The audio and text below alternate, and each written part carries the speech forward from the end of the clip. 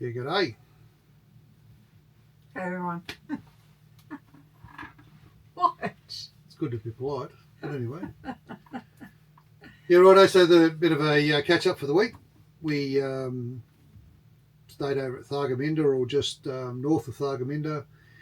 Camped up basically in a free camp off the side of the road. Yeah, we just pretty much wanted to chill for a bit and just relax, which is exactly what we did. So it was really good. Then we drove into Thargomindah and had a bit of a look around there. There's some pretty interesting stuff in Thargomindah. We might get into a bit later on, but it was the first hydroelectric power scheme in Australia, which just blew me away. I never heard of it. So yeah, we'll get back into that a bit. We also went to the information centre there, and we got some bad news. We were going to go basically from Thargomindah across to Cameron Corner, across the Strzelecki track from there, and then south into the Flinders. And we were informed that there was actually still quite a lot of roads closed, mainly due to storms and floods early in the year. They just simply haven't got back and fixed them up, so they just left those roads closed. Now, you can get out to Cameron Corner, but from there you can't get across to the Strez. So what that basically meant is we'd have to go south, so we made the decision to drop down to Tibooburra and then into Broken Hill. So what we did there is when we finished up in Tibooburra, have a look around, we just dropped south of there, I don't know, just after the turn off to Cameron Corner, and we basically pulled off the road up a track beside the creek. Found ourselves a nice little secluded spot in amongst some of the trees, so it was well screened from the road, and basically had a really simple camp there for the night, just to pretty much get off the road. It was lovely. But it was nice and peaceful. Yeah, woke up to birds. Yeah. The next morning, really sweet.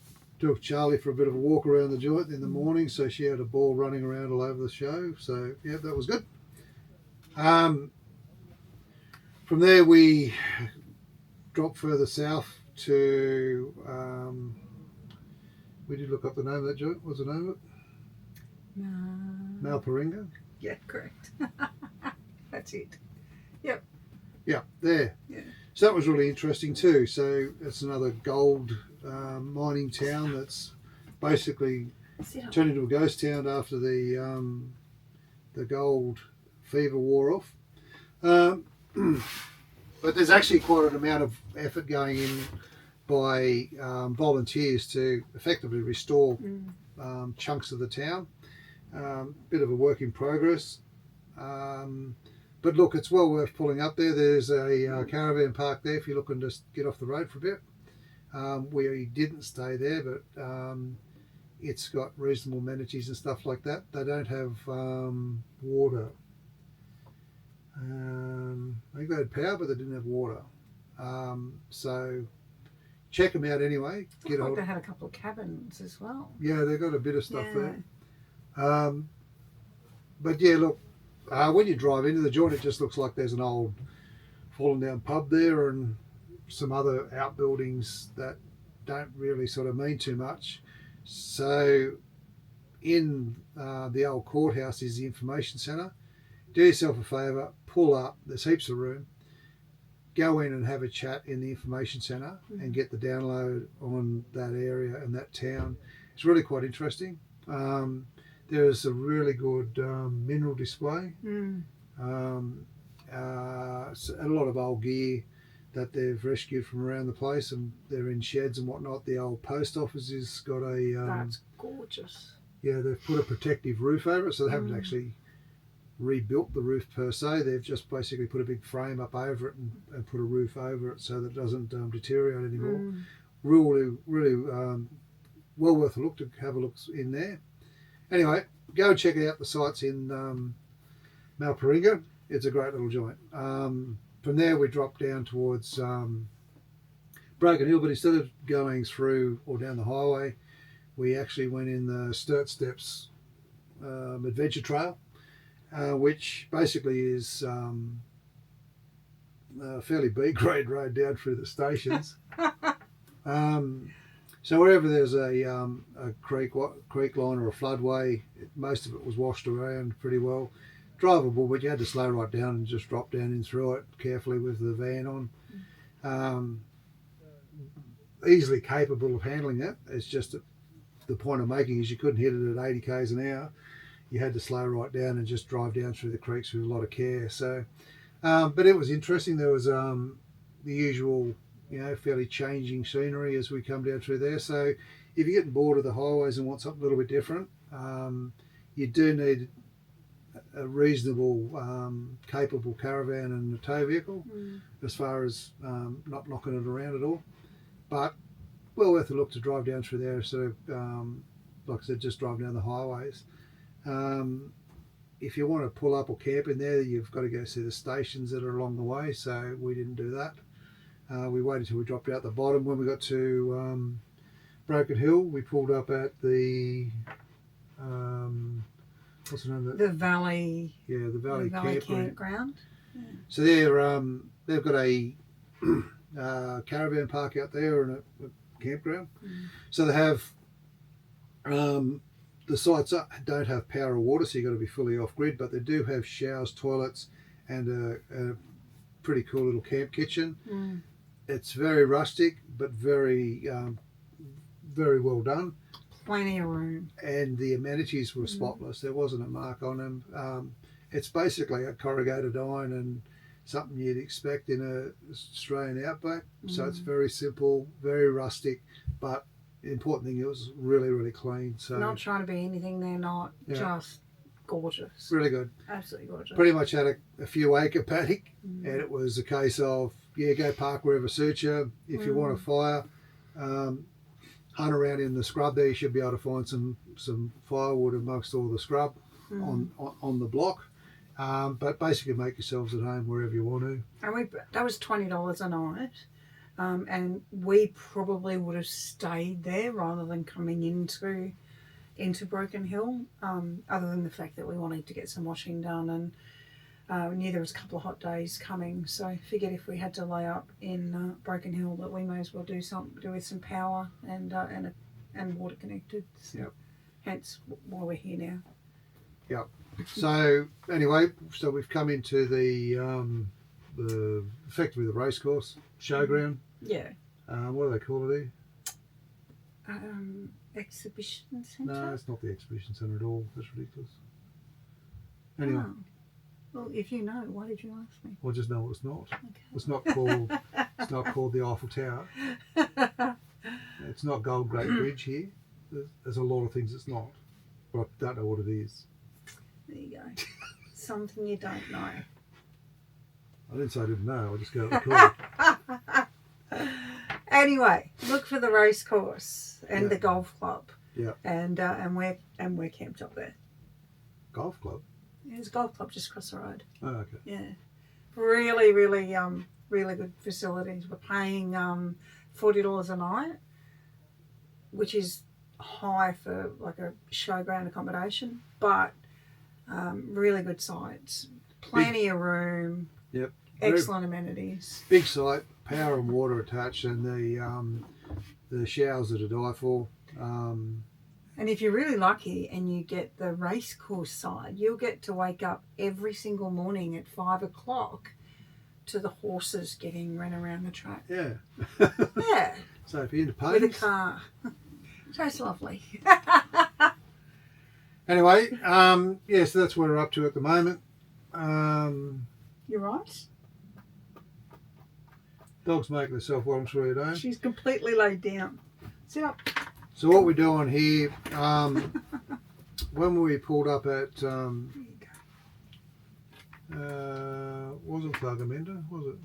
Tibooburra. When we were at Tibooburra doing a routine checks on the F-truck, I noticed a bit of a coolant stain around the header tank, and on further inspection I found that it had a crack in it, which is somewhat atypical of that particular model. So got on the blower to a couple of suppliers and had the part jammed in the mail pronto.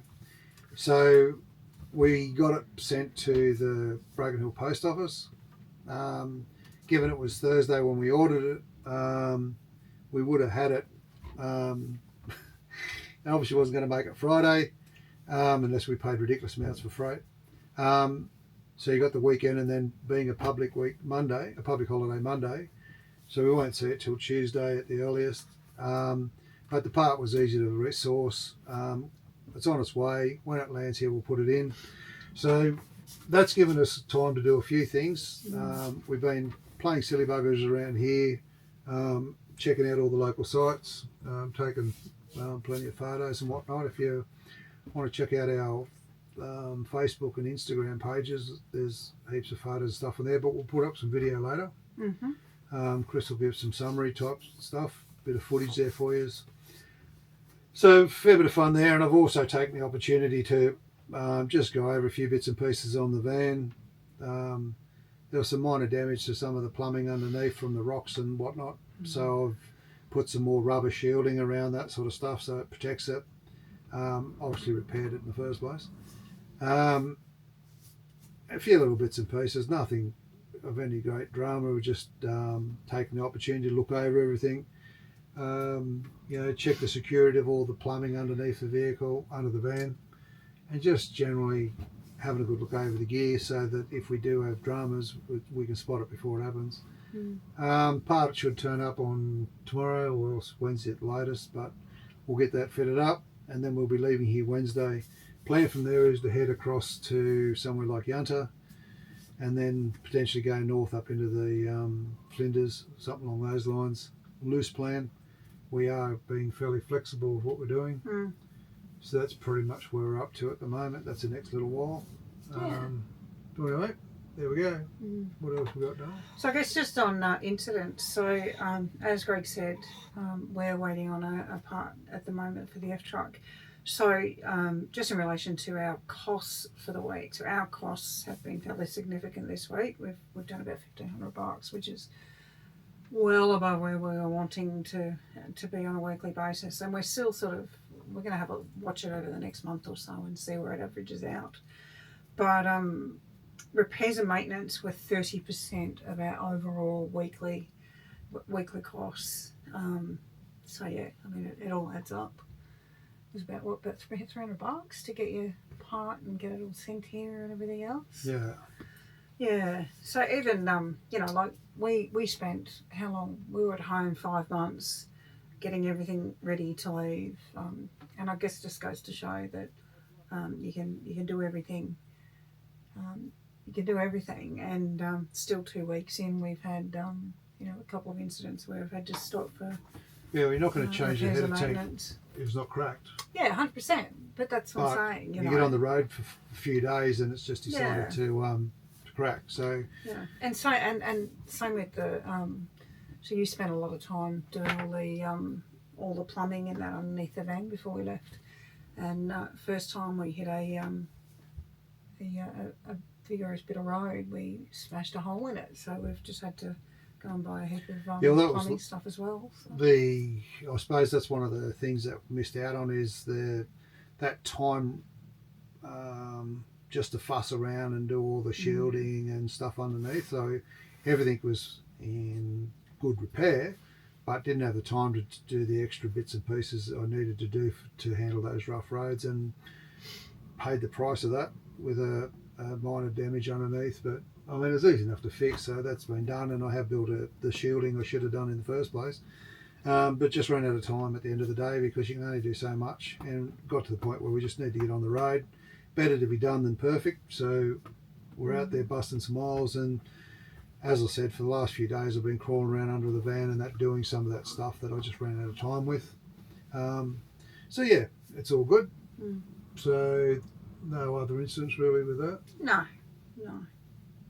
Anyway, till we catch up again, stay safe on the roads, and we'll put up some more video footage and stuff of some of the other bits and pieces we've been doing.